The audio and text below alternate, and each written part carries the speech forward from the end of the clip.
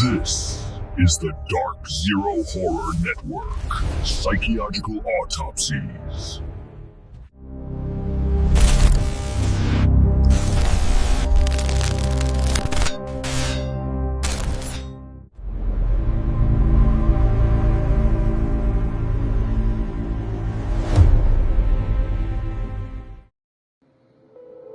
March 17th, 1993.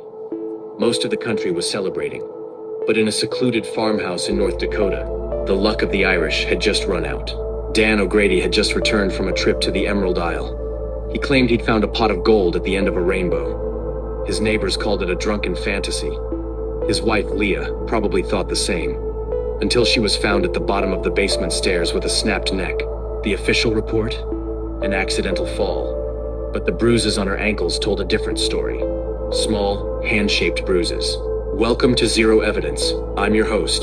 Tonight, we're reopening the files on the O'Grady massacre and the trail of blood that followed a single bag of gold across the country.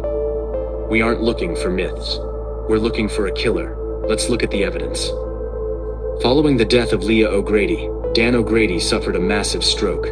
He was found rambling about a little man in a crate and a four-leaf clover.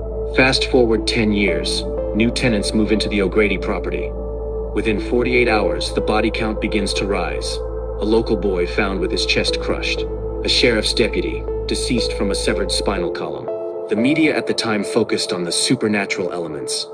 They saw a monster in a green suit. But in this room, we deal in forensics. And the forensics of these crimes reveal a pattern of behavior that doesn't fit a mindless beast. It fits a professional. Take the Shoemaker signature. At 3 separate crime scenes, the victims were found with their shoes polished, meticulously. Not just the leather, but the laces too. This isn't the work of a monster. It's the work of a ritualistic serial killer with a severe obsessive-compulsive profile. And then there's the gold. The primary motive in every Leprechaun sighting is the recovery of 100 gold coins. In true crime, we follow the money. But what if the gold isn't just currency? What if the gold is the weapon? Theory 74-B suggests that the coins stolen by O'Grady were coated in an experimental neurotoxic alloy. We see similar symptoms in every survivor report. Hallucinations, heightened aggression, and an obsession with a green man. Is it possible that the Leprechaun isn't a creature from folklore, but a highly skilled diminutive mercenary? A cleaner hired to recover stolen assets using psychological warfare and hallucinogenic agents? Think about it. The magic sightings always happen in isolated areas or high-stress environments. North Dakota, the Vegas Strip, the dark alleys of Los Angeles. Places where a witness's mind is already on the edge. The case remains cold because we are looking for a fairy tale. But the bodies are real. The bite marks on the O'Grady victims were tested for DNA.